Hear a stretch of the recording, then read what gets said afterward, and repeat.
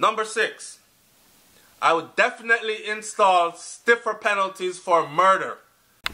What you're about to watch is part 2 of a 2-part video. Make sure you watch part 1.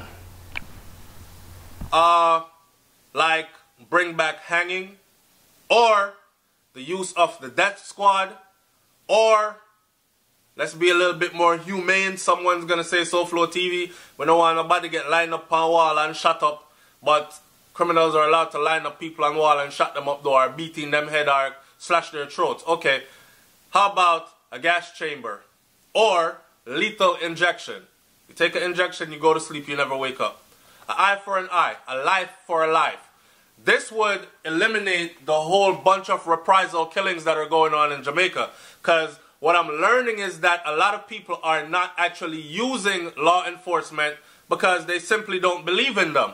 Right? There has been instances where it's been proven that man go tell police things, police go back go tell bad man things, and the bad man go kill the person who went and told the police things. So, to eliminate all that, so that would come into play with the whole CCTV everywhere that's monitored by outside entity and whatever.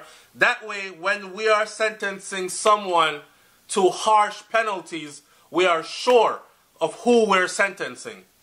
Right? Because we have concrete proof and evidence. Alright. Moving right along. Number 7. I would push for speedy trials. No way in hell should a person be going through one trial for 5, 6, 7, 8 years, and that trial is not resolved, or it takes you 8 years to find someone guilty, and in the meantime, a murderer is walking around. Right? So, speedy trial. And remember, these things that I'm saying here, a lot of these things are out of just the Prime Minister's hands. So, that's why I said the things that I could do, I would do. The things that would require legislation and lobbying, and how many said the other day? You know how they play politics with people's life.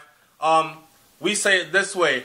Bing! Okay, the ball's in your court now, Bob. Bob lobs it back to Bill. Bill lobs it back to Bob. Bob lobs it back to Bill. And two politicians or two sides keep lobbing back and forth one idea for like 10 years. So, I would eliminate all that. Push for speedy trials, right?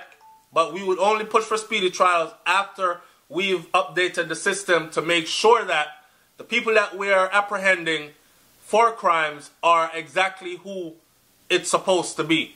That means that nobody now get frame up, nobody is going to be sentenced to death that's innocent, and these kinds of things.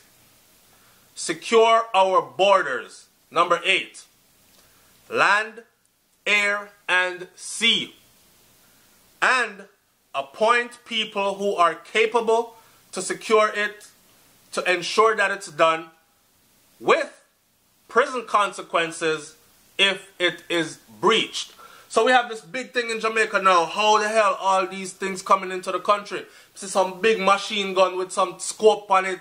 Things that's bigger than police. Right now in Jamaica, you're hearing that boy shot, did a beat down there, so you know, SouFlo. And me said the police them go down there and police them say bye. And man say why? Police have to run. Like, bad man have bigger gun and are more well equipped than police officers. So we would have to eliminate all that. Someone would have to be held accountable. How the hell did that come into the country? How the hell are these guns coming into the country? In a day and age when we have X-ray, we have helicopter, we have plane, we have with night vision, we have heat censored equipment. We have so many things that can search out areas, places, beg for help, ask for help from these nations that claim to be your friends. I would use all my resources, all my allies, right? And I would talk out loud to my Jamaican people. I'm going to go to Canada for help. The Canadians said they're not going to help us. Alright, we have sanctioned something against the Canadian, them cut ties, something. Like, you have to use all the resources that are there for you. If you really want to do business with me, you really care about Jamaica, you really want to invest in the country, you have businesses here, we take some of your imports or exports or whatever, help us in this way, right? Alright. So, secure our borders, land, air, and sea. Number 9, community sweeps. Lock down and sweep the communities. Implement proper ID system and make movement of every individual traceable. Of course, everybody is going to say, oh, hell no. That sound like martial law, or that sound like New World Order, or that sound like, what a thing called the new ID system, the NID that they're planning on bringing in? Yeah, the whole NID thing that they're planning on bringing in. Everybody needs to have an address too.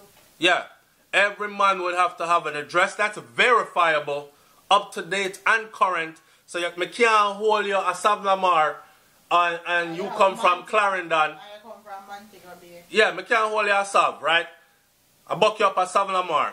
Present your ID, you present an ID. The ID says you're from Clarendon on it.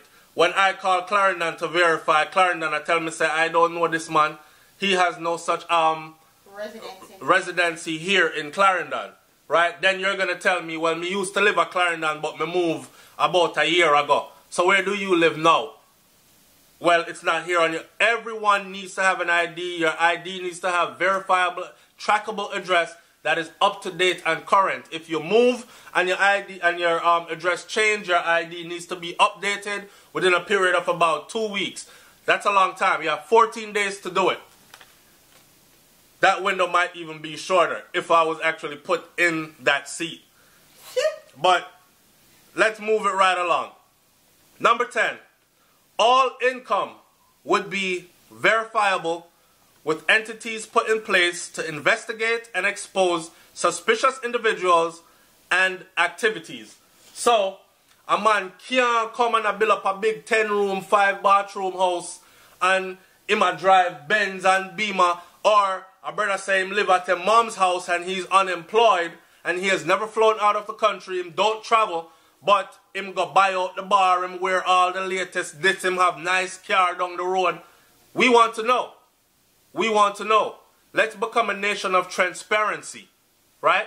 We want to know where the hell is all this money coming from. Because the thing about it is this. All the signs are there, but we keep on ignoring the signs. That's why we are saying that, come on now, the people of Jamaica have to be blamed. Because we know who is who. We know Sir John Tom never left from Yassa yet. Fly go nowhere.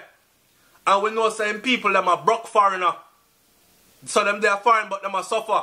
And him are the money link. And we know what he's doing. But we are not law enforcement, so we can't go say nothing.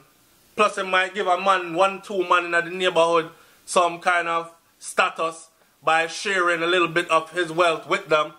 So them feel like them belong to the John Tom gang now. So anything you say, your door get kicked off or your face get kicked off. Plus him have 10 baby mother in the community and 15 side chicks because him have little money and poverty is rampant.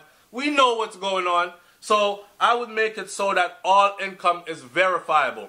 If we draw down upon you and we say, look, you have to prove your income, you know. Where did you get that car from? Matter of fact, you wouldn't even be able to purchase a vehicle unless it went through a credible financial institution first, right? And let's leave it there for now. I don't know what anybody else is going to say in the comment section, but you can add to it. People have been asking me, SouFlo, what would you do? This is my what would I do if I were Prime Minister of Jamaica. Straight off the bat. My list of to-dos soon as I got in office. Alright? Like, comment, share, subscribe. Did I leave anything out, babe? Yeah, shut down the legislation and government like how Trump do. Eh? We pass all you allowed him. Well, even if him shut them down, him can't pass him law them. Because they'll just shut it down and go on vacation. And then then jump on them private jet. A lot of them gone Cairo and here and there. And they'll be back when the resume date starts. So our thing works a little bit different in Jamaica. I couldn't shut down the government to get my legislation passed like Donald Trump does every time him have a hissy fit because the Republicans and Democrats are not agreeing and it's something them do regular in America. Our thing not set up like that in Jamaica, so I couldn't do that, right? But I would work very hard to get these things across, right? It's SouFLoTV, man. Like, comment, share, subscribe. Leave your comment in the comment section below. Maybe even leave your own list of what you would do if you were Prime Minister of Jamaica. Alright? I'm out. Peace. Alright, so we've come to the end of the video. One of the most important things that I think I forgot to include was to have Jamaica become a commercial farming hub again. That way we would get back to more exporting, less importing, which would in turn increase the value of our dollar and have us become a more self-sufficient nation. That in itself would provide more jobs and at the same time would make our people healthier, so we wouldn't be eating all this imported food which is killing us anyways with all these foreign diseases. I'll leave it at that for now. Don't forget, leave yours in the comment section below.